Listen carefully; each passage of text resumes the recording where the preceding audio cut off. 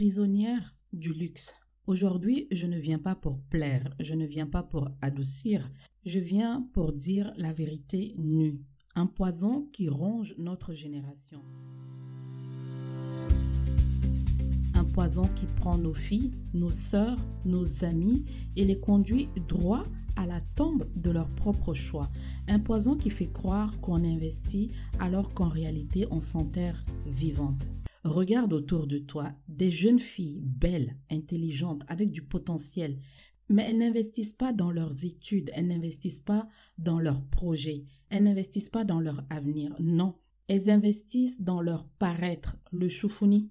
Perruque à 200 000 francs CFA, voire plus, même pas 20 000 francs dans un compte banque en épargne. Téléphone dernier cri, mais pas une seule activité rentable. Sans parler de la course à l'iPhone 17 Pro Max. On ne peut même pas imaginer ce qu'elles sont prêtes à faire pour avoir cet iPhone.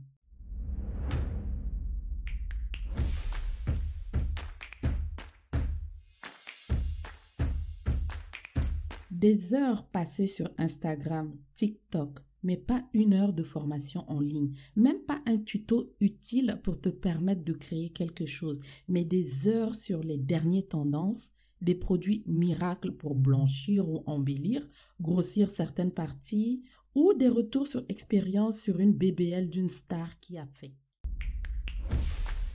Pourquoi? Parce qu'elles attendent le miracle, un homme riche, un gros bonnet, un mari qui va les sécuriser. Mais quand ton avenir dépend du portefeuille d'un homme, ce n'est pas une vie, tu vis pour lui. Et ce n'est pas pour les déplaire, ils aiment ça. Mais tu n'es pas libre, tu es un produit en vitrine, entretenu pour que tu plaises aux hommes. Tu es une chose, une tendance. Et c'est là que le piège commence. Tu reçois de l'argent, tu es obligé de réinvestir sur ton paraître pour attirer encore plus, pour te démarquer des autres filles. Plus tu dépenses, plus tu es piégé.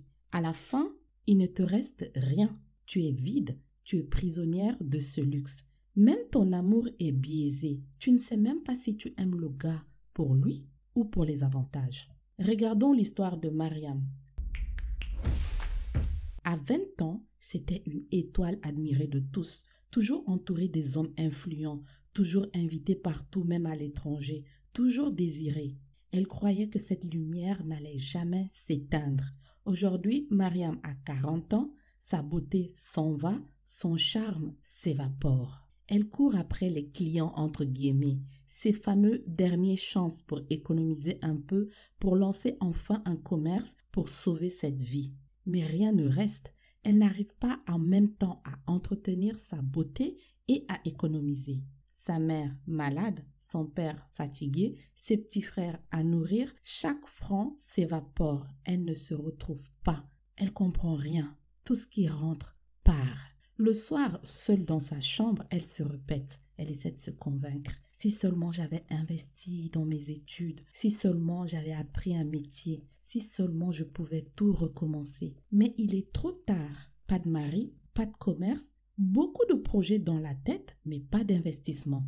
Juste des regrets et un miroir qui lui renvoie chaque jour la hantise d'avoir gâché sa vie.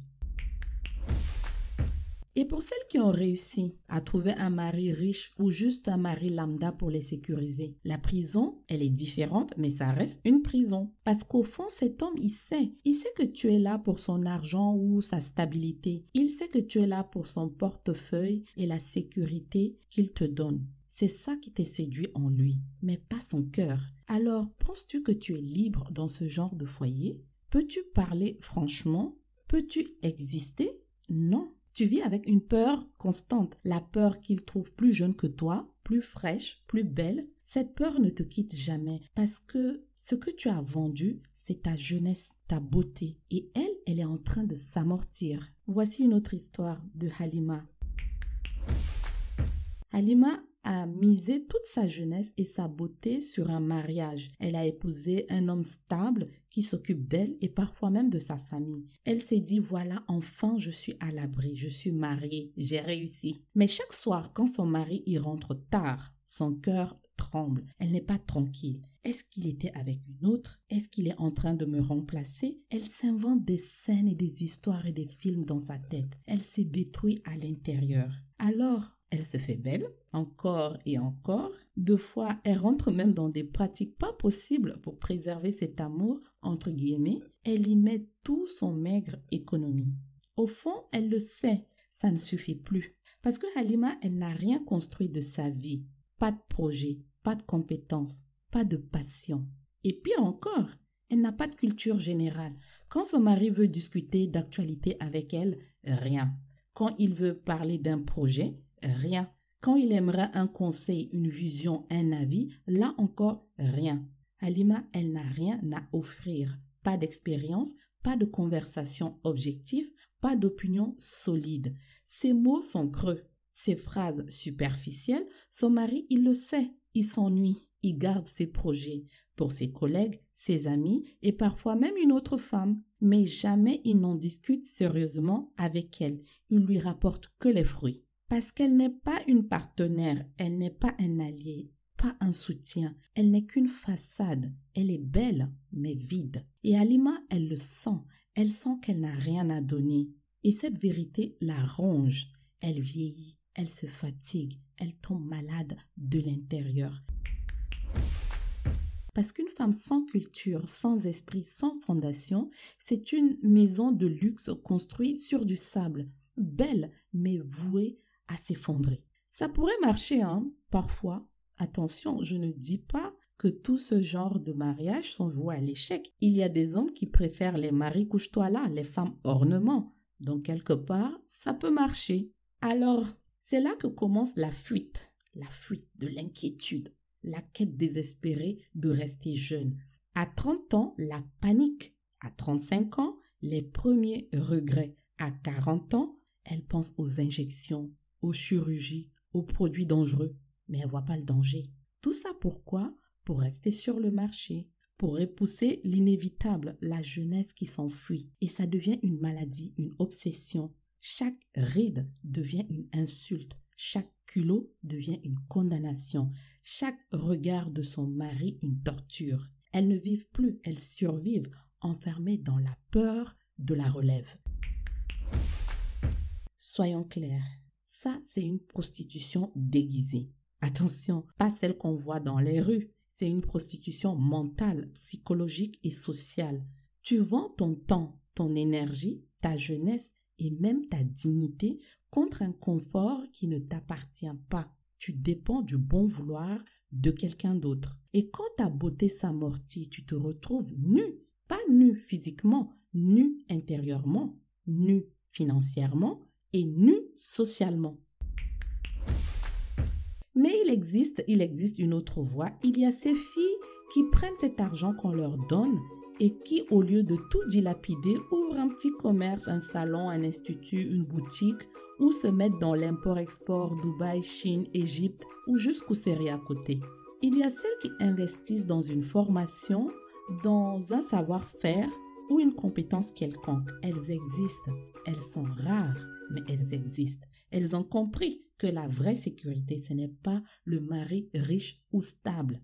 La vraie sécurité, c'est ta capacité à créer tes propres revenus, à exister pour toi-même en tant que personne, à devenir une partenaire, un allié, mais pas un fardeau, une casse-tête.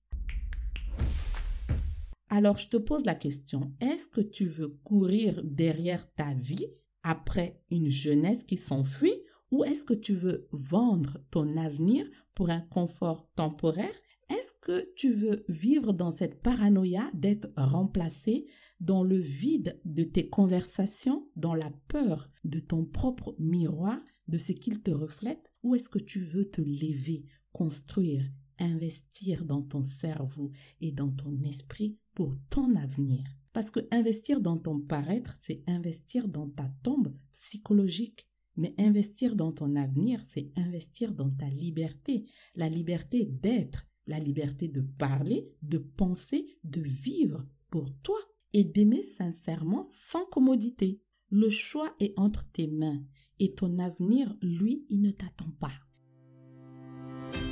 Merci d'avoir écouté Esprit 2.0, la meilleure version de toi. Ne laisse personne acheter ta liberté pour un massarif. Investis en toi et pour toi. À bientôt.